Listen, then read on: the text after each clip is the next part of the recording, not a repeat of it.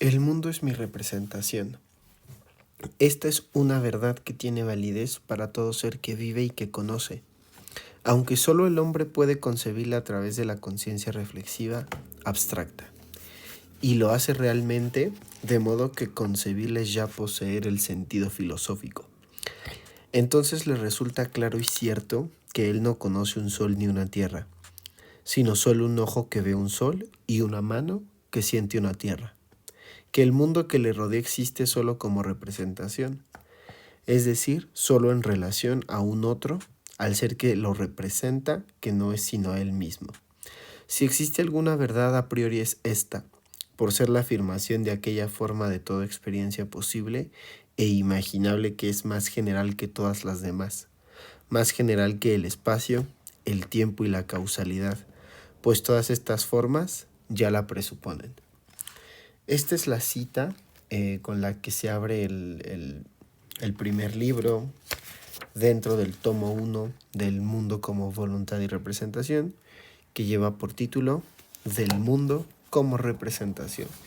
Y esta es la primera consideración, que lleva por título La representación sometida al principio de razón, el objeto de la experiencia y de la ciencia, y que viene en el parágrafo 1 en la página 27 del texto que estamos analizando.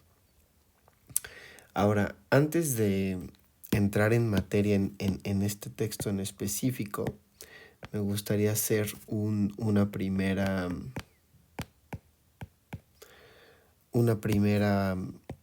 primeros comentarios a mayor profundidad sobre lo que Schopenhauer toma de Kant y particularmente de la crítica de la razón pura. Es para esto que vamos a dedicarle unos minutos a analizar esta situación, porque como ya lo vimos en esta cita que leí al principio, Schopenhauer utiliza los conceptos tiempo, espacio y causalidad, que vienen casi directamente de la crítica de la razón pura, y que pues haciendo una lectura previa de Kant y tratando de analizar un poco lo que Kant desarrolla en la crítica de la razón pura, me parece que es mucho más sencillo llegar a Schopenhauer. Y particularmente a Schopenhauer del mundo como voluntad y representación. Ahora, comencemos. En la estética trascendental, que es la primera parte de la crítica de la razón pura, Kant desarrolla metafísicamente tanto el concepto espacio, que desarrolla primero, como el concepto tiempo. Ahora, ¿por qué se llama estética trascendental? Bueno, Kant le llama estética porque son las reglas de la sensibilidad, ¿no? Esto es lo que Kant va a entender por estética durante toda la crítica de la razón pura. Ahora, el espacio es el primer concepto que desarrolla y lo que va a desarrollar Kant en esta parte del texto es el espacio y el tiempo como conceptos a priori, es decir, que no vienen de la experiencia. La cita es la siguiente. El espacio no es un concepto extraído de experiencias externas.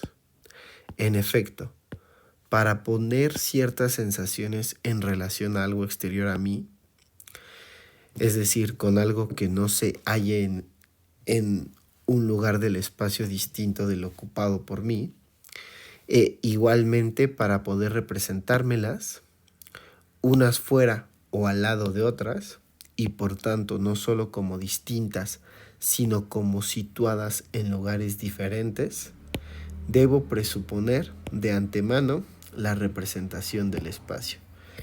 Esto viene en la página 64, también la edición que estamos utilizando para la crítica de la razón pura, creo que vale la pena apuntarlo. Para la crítica de la razón pura es también el libro de Gredos, Crítica de la razón pura, comentado por y llevado a cabo la edición y el estudio introductorio por José Luis Villacañas.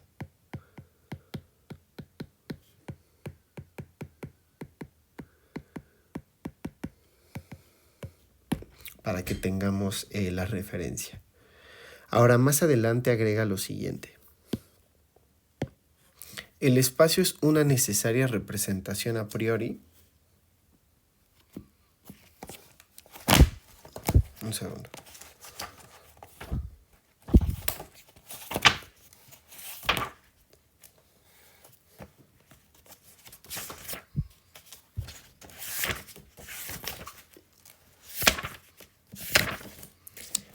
El espacio es una necesaria representación a priori que sirve de base a todas las intuiciones externas.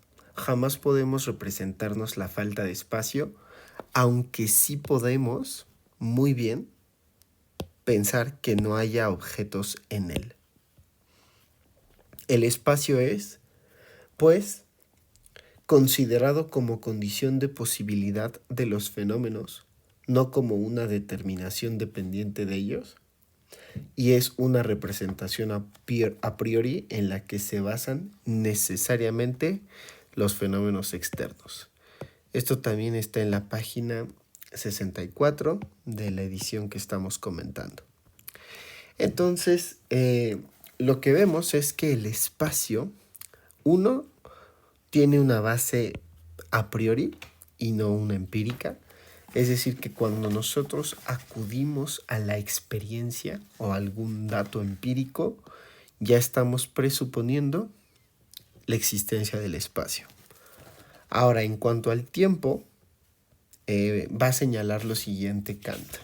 Dice, el tiempo no es un concepto empírico extraído de alguna experiencia. Inicia de la misma forma para decir que es un concepto a priori, ¿no? En efecto, tanto la coexistencia como la sucesión no serían siquiera percibidas si la representación del tiempo no les sirviera de base a priori. Solo presuponiéndolo puede uno representarse que algo existe al mismo tiempo, es decir, de forma simultánea o en tiempos diferentes, es decir, de forma sucesiva. Esto está también en la página 69. Solo en él es posible la realidad de los fenómenos. Aquí tenemos esta cita sumamente importante. Este no posee más que una dimensión. Tiempos diferentes no son simultáneos, sino sucesivos. Y espacios distintos no son sucesivos, sino simultáneos. Esto está en la página 60. Esta distinción es fundamental. Tiempos diferentes son sucesivos y espacios diferentes son simultáneos. Ahora, el tiempo es entonces también una condición a priori para la existencia de lo interno. Y esto de interno es lo que Schopenhauer va a relacionar y lo que en realidad Kant también relaciona a la conciencia. Y a propósito de esto, de que una muestra de cómo el tiempo es una condición a priori para la existencia de lo interno y de lo externo, me tomo la libertad de citar un pasaje de el cuento El milagro secreto de Jorge Luis Borges, que puede encontrarse en la edición de bolsillo del libro Ficciones. Y la cita dice lo siguiente. El universo físico se detuvo. El brazo del sargento eternizaba un ademán inconcluso. El viento había cesado como en un cuadro. Pensó, el tiempo se ha detenido. Luego reflexionó que en tal caso también se hubiera detenido su pensamiento. Esto está en la página 198. Y bueno, lo que nos muestra esta cita es que efectivamente nuestro pensamiento, es decir, la conciencia, también transcurre en el tiempo. Por lo que cuando nosotros hablamos de conciencia o de pensamiento, ya estamos presuponiendo la dimensión tiempo. Ahora, estos dos conceptos para Kant son los que contienen todo lo real. Lo real, recordemos que como mencionamos esta distinción entre la cosa en sí y el fenómeno,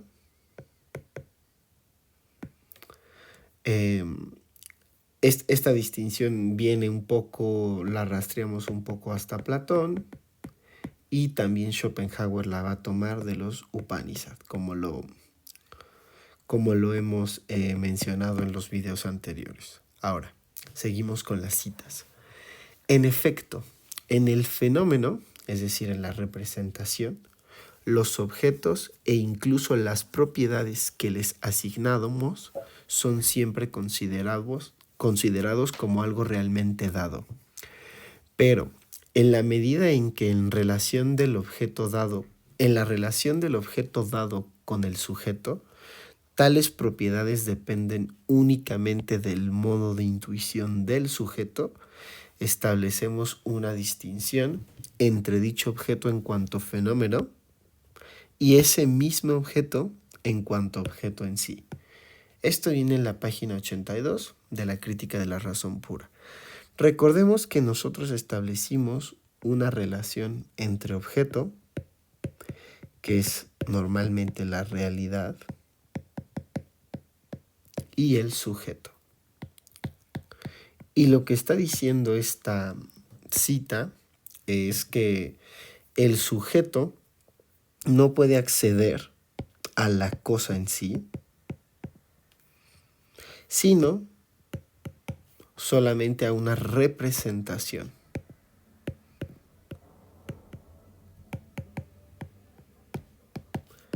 Entonces tengamos clara esa distinción, porque es también la distinción que va a tomar Schopenhauer. Más adelante, Kant en una nota al pie señala lo siguiente. Esta nota al pie es de Kant, no del autor que hace el estudio introductorio. Entonces dice: lo que no se encuentra en el objeto en sí mismo y se halla siempre, por el contrario, en sus relaciones con el sujeto, siendo inseparable de la representación del primero, es fenómeno.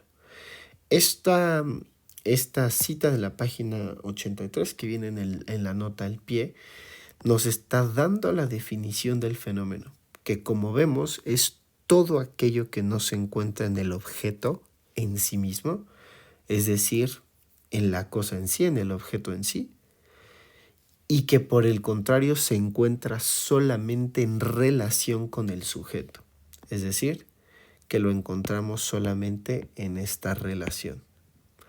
Todo lo que encontramos del objeto en relación al sujeto, todo es fenómeno.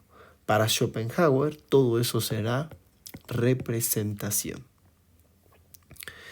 Ahora, para Kant, la forma en la que se establece esta relación entre el fenómeno y entre el fenómeno y el objeto, que es esto que señalo en rojo, y el sujeto, que es el sujeto cognoscente, la forma en la que se establece esto es a través de el entendimiento, que como también lo mencioné en algún video anterior, también para Schopenhauer se da esto a través del pensamiento. Al respecto, Kant dice lo siguiente: podemos reducir todos los actos del entendimiento a juicios, de modo que el entendimiento puede presentarse como una facultad de juzgar, ya que, según lo dicho anteriormente, es una facultad de pensar. Y viene una definición muy importante para Kant. Pensar es conocer mediante conceptos. Esto está en la página 98. Este es sumamente relevante porque en este primer libro de Schopenhauer, en el volumen 1, que comentamos acá arriba, este parágrafo de el mundo como mi representación, esta relación que se establece entre el sujeto y el objeto y que se da mediante el pensamiento, el entendimiento, se da a través de conceptos, y eso es lo que va a permitir que el sujeto conozca. Para Schopenhauer, los conceptos, el pensamiento, son el vehículo para acceder al conocimiento del estudio del fenómeno. Por último, vamos a apuntar entonces dos cosas. Otra cita. Como sean las cosas en sí mismas, con independencia de las representaciones mediante las cuales nos afectan, es algo que se halla completamente fuera de nuestra esfera de conocimiento. Esta es una de las citas más famosas de Kant. De hecho, es como normalmente se estudia su teoría del conocimiento. Es decir, que para Kant no podíamos conocer la cosa en sí, porque eso de entrada estaba fuera de nuestra esfera de conocimiento. ¿A qué se refiere con que está fuera de nuestra esfera de conocimiento? Pues básicamente a que ni siquiera es posible acceder a ese conocimiento. Ahora, lo siguiente es que respecto al tiempo, todos los fenómenos se hallan en el tiempo. Esto viene en la página 198, que es por tanto la razón por la que el tiempo es una condición a priori de los fenómenos. Lo voy a apuntar también aquí. Recordemos que a priori significa que no tienen, que no pasan por la experiencia. Y cerramos con la siguiente cita también de Kant. Todos los cambios tienen lugar de acuerdo con la ley que enlaza causa y efecto. Esto está en la página 203. Ahora, ¿por qué es tan relevante la ley de causa y efecto, que es lo que llamaremos la ley de causalidad? Porque si recuerdan, para la introducción a Schopenhauer, dijimos que un texto fundamental es de la cuádruple raíz del principio de razón suficiente, que es la tesis doctoral de Schopenhauer.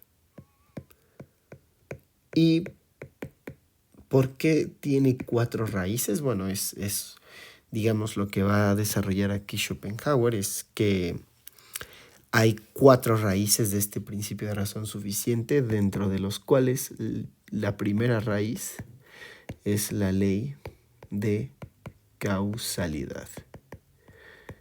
Es decir, la ley por la cual todos los cambios tienen lugar. Y de esta ley, o sea, el hecho de estudiar la ley de causalidad en la representación, es decir, en los fenómenos, el estudio de esta ley es lo que es propio de el quehacer científico, de la ciencia para Schopenhauer. Bueno, hasta acá dejamos este breve repaso sobre las ideas principales de Kant. Es sumamente indispensable que, se haga una lectura, aunque sea sucinta, de la crítica de la razón pura, porque es un texto fundamental para entender al menos, la primer parte de El mundo como voluntad y representación, en la que Schopenhauer expondrá una parte del único pensamiento que quiere transmitir, que es la nociología.